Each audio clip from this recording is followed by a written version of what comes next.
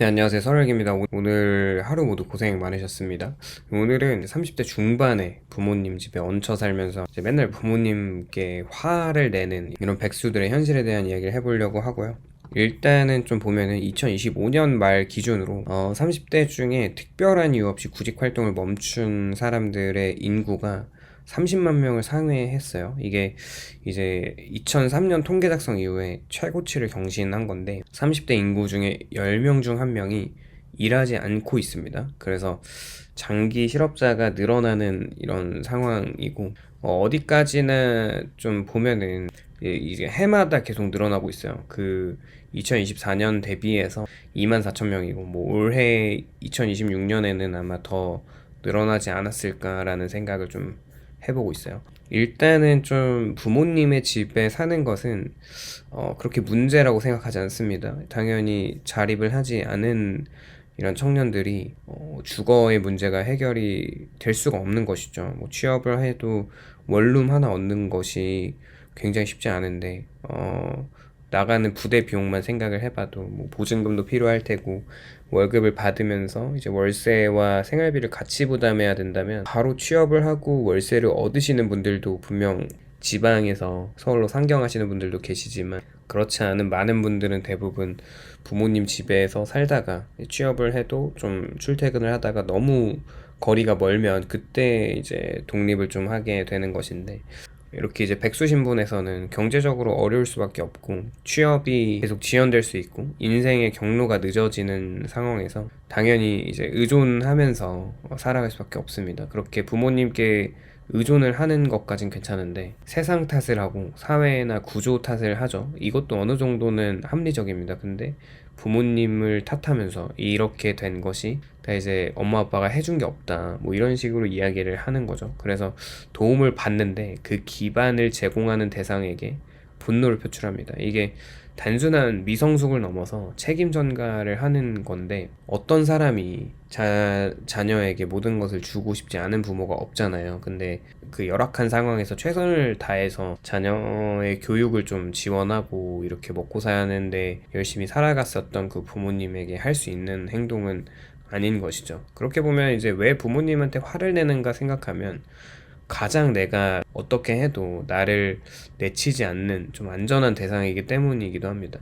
이런 행동은 당연히 이유가 있죠. 나를 당연히 버리지 않을 것이고, 관계를 끊지 않을 거고, 어느 정도는 받아준다는 어떤 기대값이 있기 때문에 가장 안전하게 분노를 쏟을 수 있는 대상인 것이죠. 뭐 부모님들도 나름 이런 투정을 받아주지만, 위로도 해주지만, 계속 이렇게 나오면은 날이 설 수밖에 없고 예민해질 수밖에 없고 이런 민감한 문제에서 부모님들도 이제 자녀에게 계속 압박을 가할 수밖에 없습니다.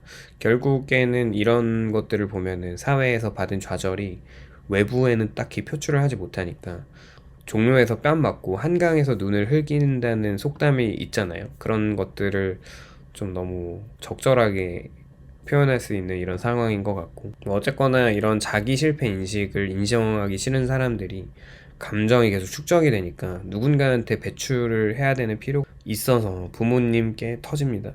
이게 감정적으로는 이해되지만 정당화될 수는 없죠.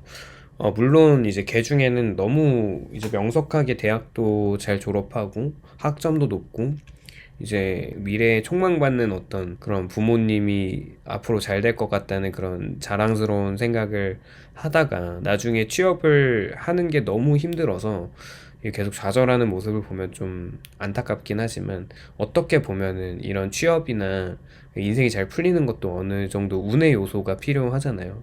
근데 그런 분들에게는 좀 되게 안타깝긴 하지만 뭐 열심히 계속 안 하면서 이제 부모님의 탓을 계속 하는 것이죠.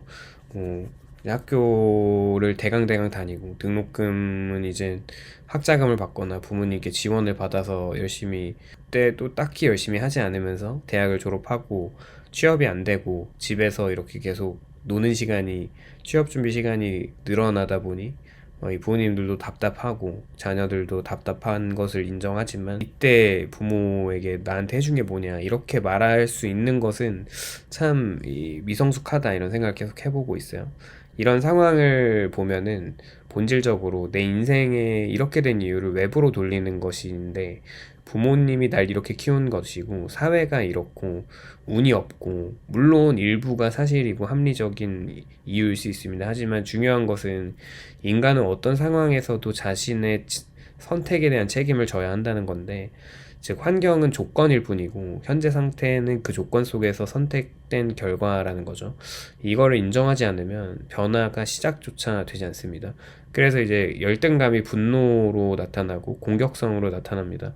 이런 유형들의 사람들에게 자주 보이는 패턴을 보면은 또래나 사회에서 나랑 이제 비등한 사람들과의 비교를 합니다. 열등감이 형성되고 자기에 대한 부정과 그 감정을 외부로 전환시키면서 공격적인 성향이 나타나는 거죠. 즉 자기 자신에게 화를 낼 수 없어서 타인에게 누군가에게 화를 내야 되는데 이게 부모님이 그 대상이 됩니다. 왜냐하면 가장 가까운 존재이기도 하고 동시에 가장 오래된 관계이기도 하기 때문이죠. 이제 취업 준비는 사실 어떻게 보면은 계속 미뤄지다 보니 취업이 안 되고 이게 밤에 늦게 자면서 취업 준비는 핑계고 계속 허송 생활을 보내는데 방에서 나오지 않습니다. 그렇게 이제 부모님은 이런 자녀를 위해서 어떻게 보면은 계속 살아가긴 해야 되니까 아침 일찍 또 출근을 하시죠. 또 이제 집에 있는 자녀의 어떤 끼니가 걱정이 돼서 아침 일찍 식사할 것들을 조금 준비해 놓고 출근을 하고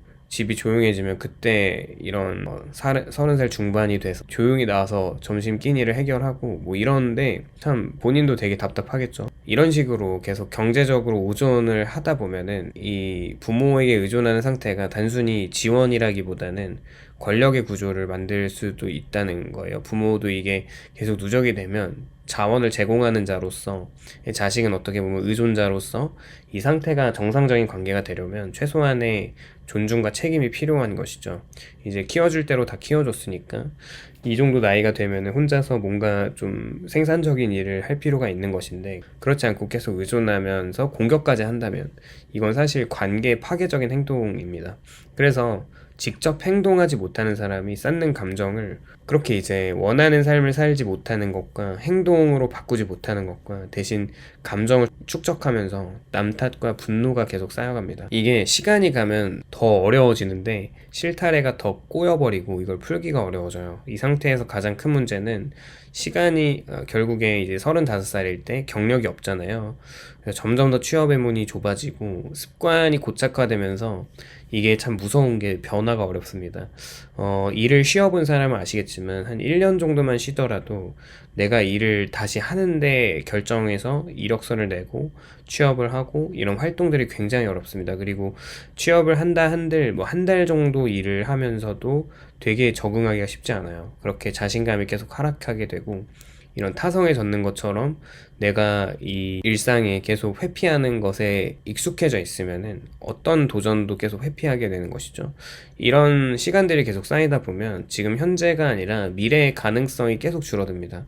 부모 입장에서 보면은 사실 나이가 이제 35살에 자녀를 갖고 있으면 이제 60대, 곧 70대, 80대가 되어 갈 텐데 경제적인 부담이 점점 더 커질 것이고 감정적인 소모는 이제 아마 마음속에서 내가 이제 화를 낼 수도 없을 정도로 굉장히 많이 소모가 됐을 것이고 미래에 대한 불안이 생겨나겠죠.